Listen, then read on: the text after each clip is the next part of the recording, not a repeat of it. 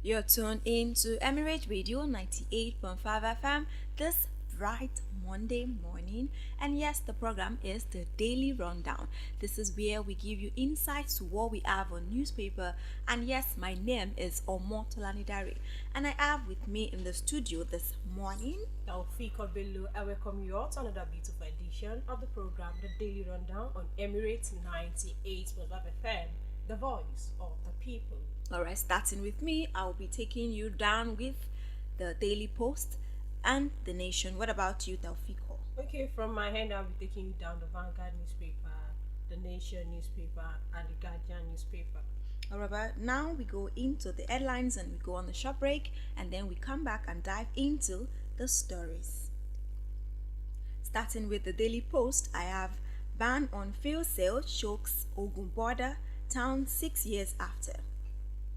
On the Vanguard newspaper, US sanction 8 Nigerians over links to Boko Haram cybercrime. Still on the Daily Post, I have bandit threatening attack on 3 Kwara communities. Nigeria endorses AU's institutional reforms on peace, security on the Vanguard newspaper. Still on the Daily Post, I have bandits release Kaduna lawmaker Usman Gaba Zingo. Cross River sets for oil producing status, details in the Vanguard newspaper. I dare you to submit evidence of toxic chemical procurement to DSS, says Ribadu to El Rufai. Kano market fire, 7 missing, 1,000 shops destroyed, 5 billion naira lost, details in the Vanguard newspaper. 2 Nollywood crew members found dead inside car in Lagos movie set. NIDCOM repatriates 13 Nigerians rescued in Ghana, details in the Vanguard newspaper. Moving to The Nation, I have Shetima to lead federal government delegation to Kano over single market fire. Dollar to Naira exchange rate today, February 16, 2026. Still on The Nations, I have Barao visits Kano single market, donate 100 million to victims. Away from the Vanguard newspaper, head on to the Punch newspaper this morning. Police arrest 3, recover firearms, orders in Enugu. Still on The Nation, I have Shetima returns to Abuja after AU summit engagement in Ethiopia. Lagos inaugurates Fire Marshal Club, Road Safety Walk. Details in the Vanguard in the Punch newspaper. Finally, I have tragedy as 14 Umaya traders die in accident while returning from Enugu. Coastal Road, fresh demolition plan unsettles Lagos communities. Details in the Punch newspaper. Alright, stay with us while we go on a quick break, and while we come back, we dive into the insight. Thank you.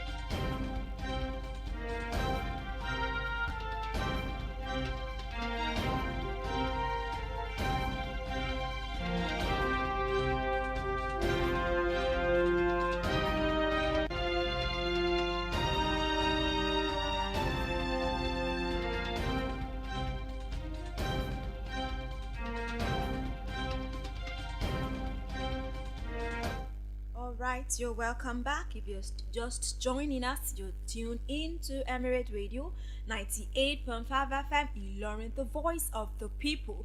And the Daily Rundown is the program where we give you insight to newspapers and we give you what to hear and what you need to know for the day.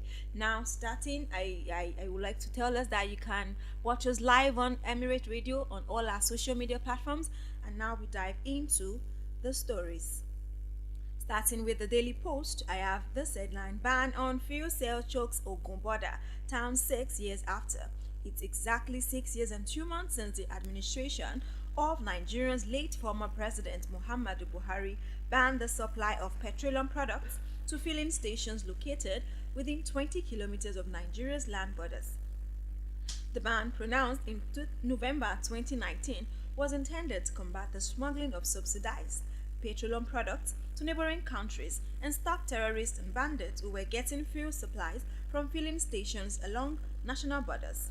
Daily Post gathered that with the ban in place, communities throughout 15 states have been negatively impacted, forcing locals to either drive long distances or pay more to black marketers to buy the products for their daily needs. For more updates, please check the Daily Post newspaper. Alright, on the Vanguard newspaper this morning, I have an headline which says US sanctions 8 Nigerians over links to Boko Haram cybercrime. United States has frozen the assets and properties of 8 Nigerians accused of having links with Islamic sect, Boko Haram and Islamic State of Iraq and the Levant ISIL. The over 3,000-page document released at the weekend by the United States Treasury Office of Foreign Assets Control, OFAC, also identified individuals sanctioned for cybercrime-related offenses and under security threat. The pronouncement comes on the heels of the latest U.S. Congress recommendation of visa ban and asset freeze on the former governor of Kano State, Rabiu Musa Kwankwaso, and different Miyetti Allah groups over the alleged Christian genocide in Nigeria.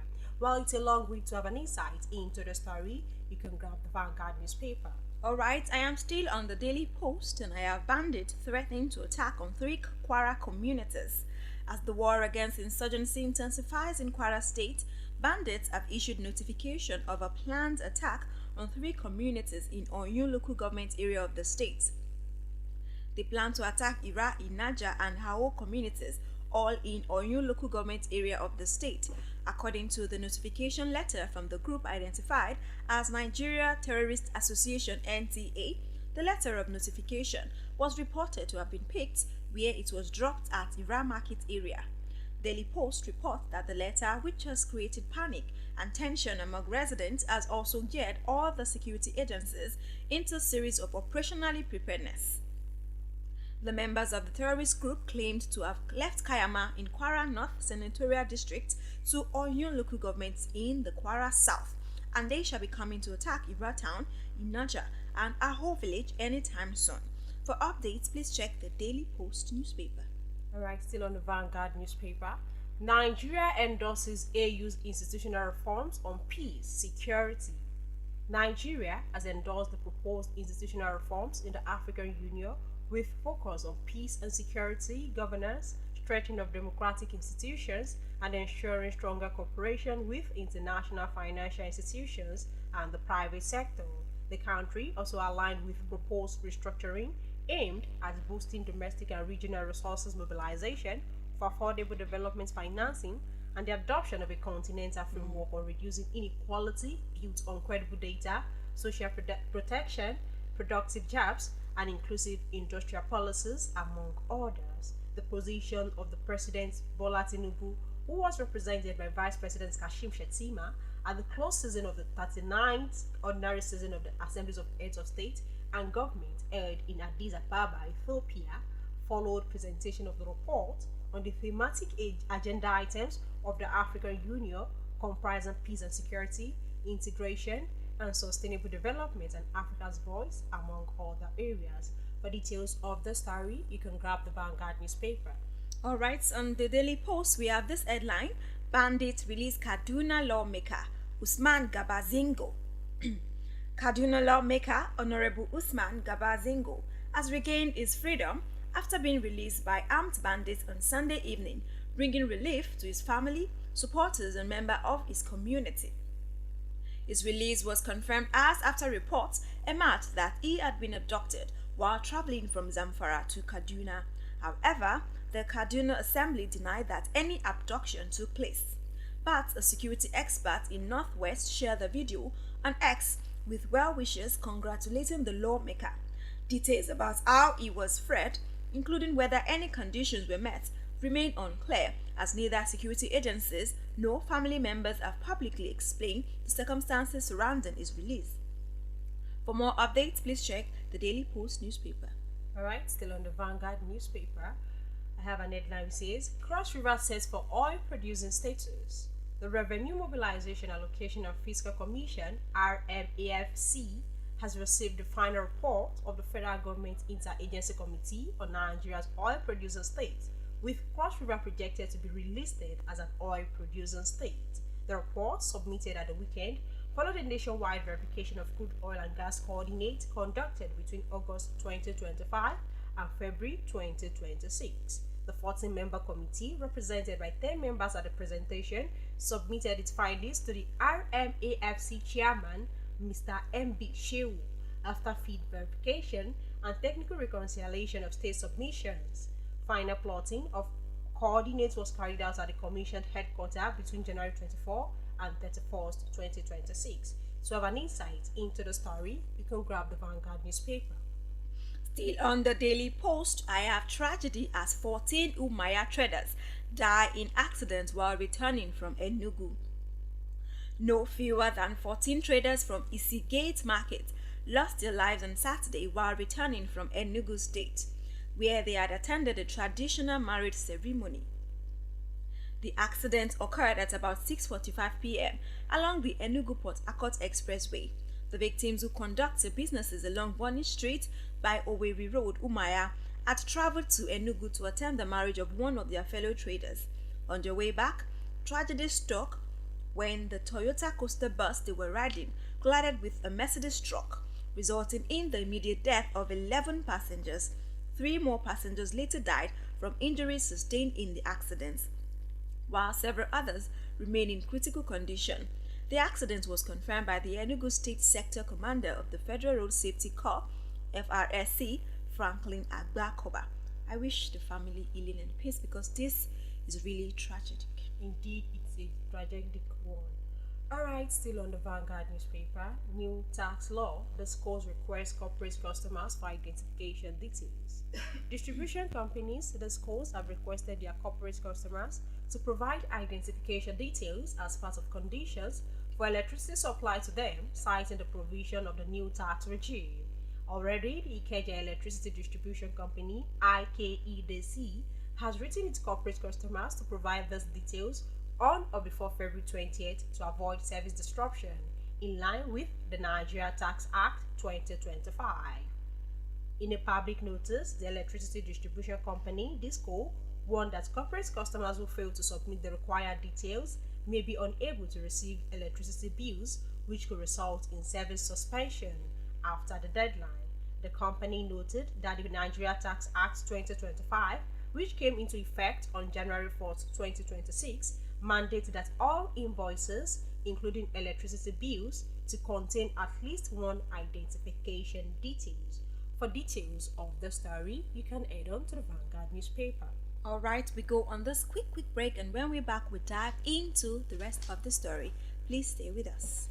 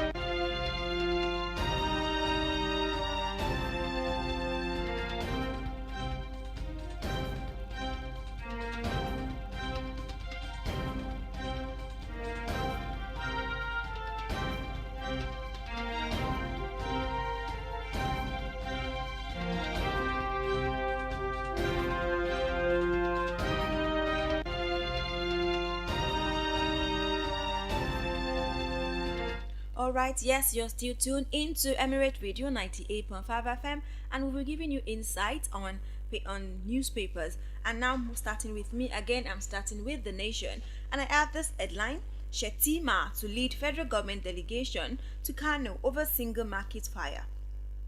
Vice President Kashim Shettima will on Monday lead a high-powered federal government delegation to Kano to sympathize with victims of the single market fire disaster and assure them of President Bola Ahmed Tinubu's support. The delegation scheduled to depart Abuja will convey the president's condolences to traders who lost billions of naira in the weekend inferno that engulfed the markets, described as Nigeria's largest food market. According to a statement issued by Special Advisor to the President on Information and Strategy, Bayo Onanuga, the delegation will also pledge financial assistance on behalf of the federal government to help victims recover from the losses and support Kano State in facilitating the quick reopening of the market. For more updates, please check the Nation newspaper on the headline Shetima to lead federal government delegation to Kano over single fire market.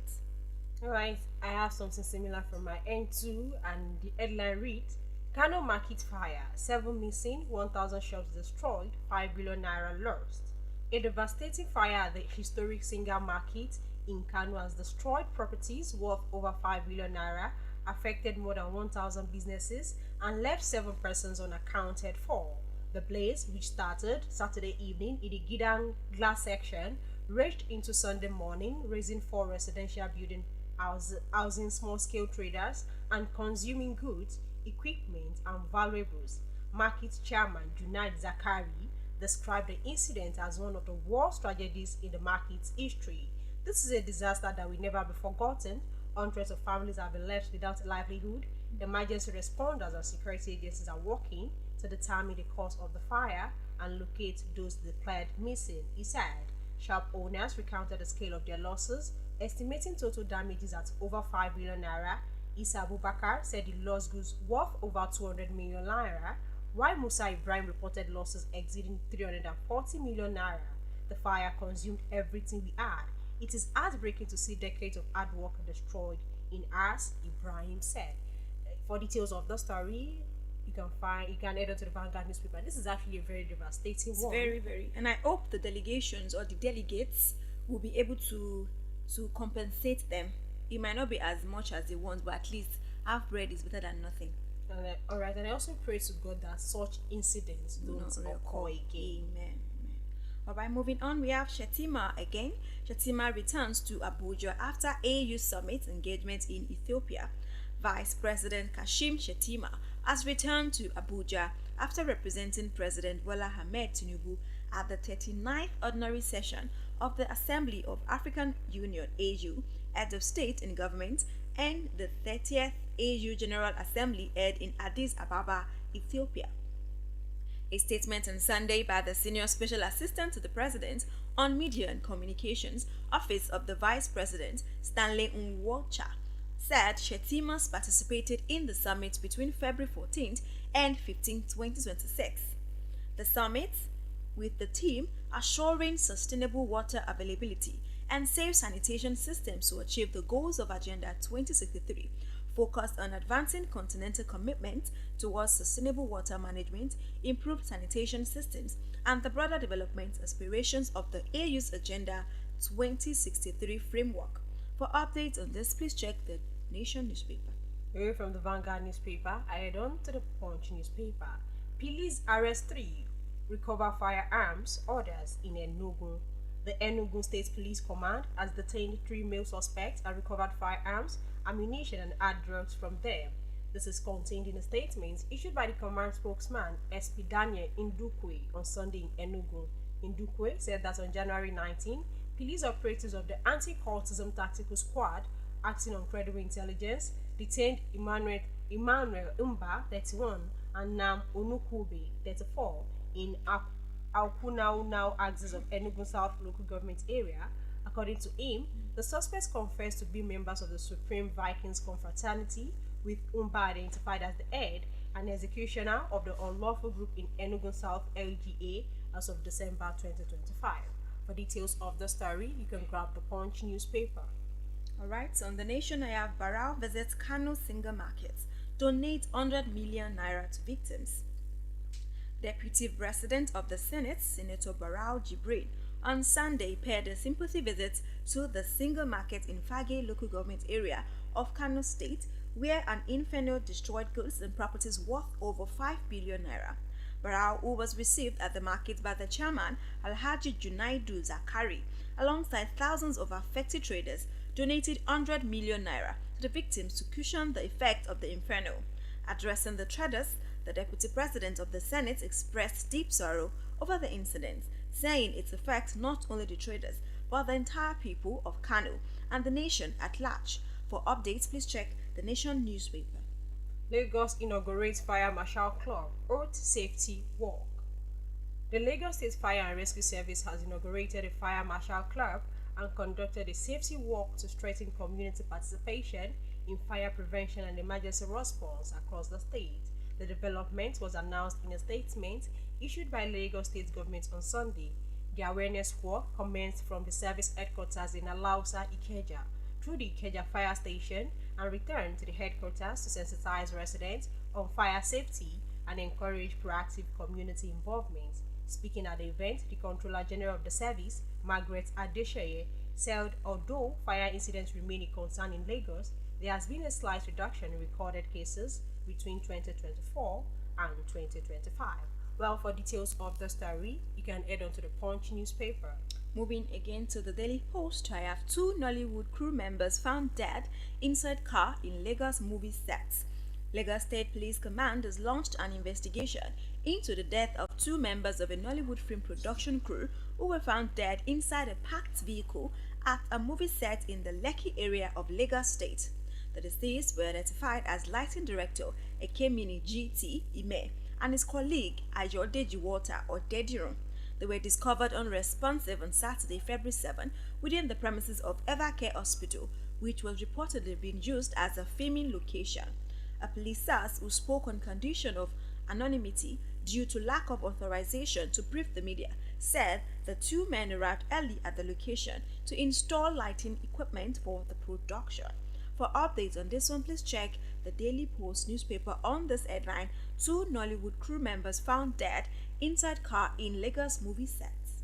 Right, away from the Punch newspaper, I head on to the Guardian newspaper. Serap sues CBN over alleged missing 3 trillion naira public funds. The Socio-Economic Rights and Accountability Project, Serap, has sued the Central Bank of Nigeria at the Federal High Court in Abuja over the failure to account for and explain the whereabouts of the missing or diverted 3 trillion naira public funds, including the over 629 billion naira paid to unknown beneficiaries as part of the Anchor Borrowers Program. The lawsuit followed the allegation contained in the latest yearly report by the Auditor General of the Federation, which was published on September 9, 2025. In the suit, FAC ABJ CS 250-2026, Serap is seeking an order of mandamus to direct and compel the CBN to account for and explain the whereabouts of the missing or diverted 3 trillion naira of public funds, including detailed report of how exactly the funds were spent. For details of the story, you can head on to the Guardian newspaper. Alright, that will be all on Emirate Radio 98.5 FM Daily Rundown, and this has been Oomotolani Dare and Taofeeqoh Bello. good morning and have a blessed morning and a blessed day.